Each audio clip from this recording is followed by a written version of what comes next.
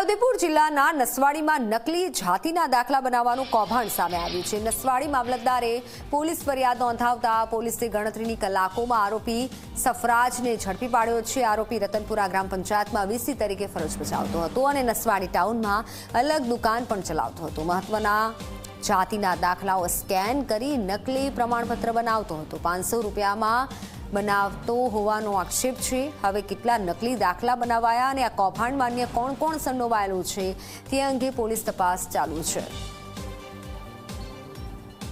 Naswadi police station ખાતે નસવાડી મામલતદાર શ્રી દ્વારા નકલી અનુસૂચિત આદિજાતિના પ્રમાણપત્ર બાબતની કુલ 2 ઇસમો વિરુદ્ધ ફરિયાદ આપવામાં આવેલ છે, જેમાંથી એક ઇસમની હાલ અટકાયત કરવામાં આવેલ છે અને તેઓના પોલીસ તપાસ હાલમાં ચાલુ છે। એ તપાસ હાલમાં ચાલુ છે અને તેઓએ દાખલો કઈ રીતે બનાવેલો હતો અને એમાં જેમને જે સાધન સામગ્રી જે વાપરેલી હશે એની તપાસ હાલમાં ચાલુ છે અને ત્યારબાદ તે રિકવર કરવામાં આવશે। આરોપી પોતે નસવાડી તાલુકાના રતનપુરા ગામનો રહેવાસી છે અને ત્યાં જ ગ્રામ પંચાયતમાં વીસી તરીકેની નોકરી કરતો હતો। હાલમાં જે દાખલો બનાવેલો છે 500 રૂપિયામાં અને બનાવેલો છે એવી હકીકત જણાવેલ છે।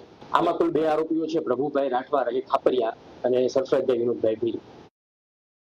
છોટાઉદેપુર જિલ્લાની નસવાડી તાલુકાની અંદર નકલી સર્ટિફિકેટ બનાવવાનું જે કૌભાંડ છે તે સામે આવ્યું છે। G24 કલાકની ટીમ હાલ નસવાડી ખાતે પહોંચી છે।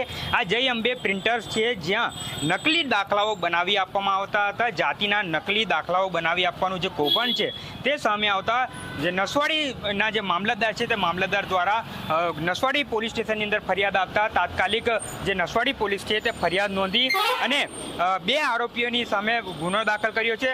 હાલ જે સરફરાજ જે ભીલ છે તેની પોલીસે અટકાયત કરી છે। 500 રૂપિયાની અંદર જે સરફરાજ ભીલ છે તે નકલી જાતિના દાખલા બનાવી આપતાની સામે આવતા જ નસવાડી પોલીસે તેની અટકાયત કરી અને તેની હાલ જે પૂછતાછ છે તે પૂછતાછ નસવાડી પોલીસ દ્વારા કરવામાં આવી રહી છે।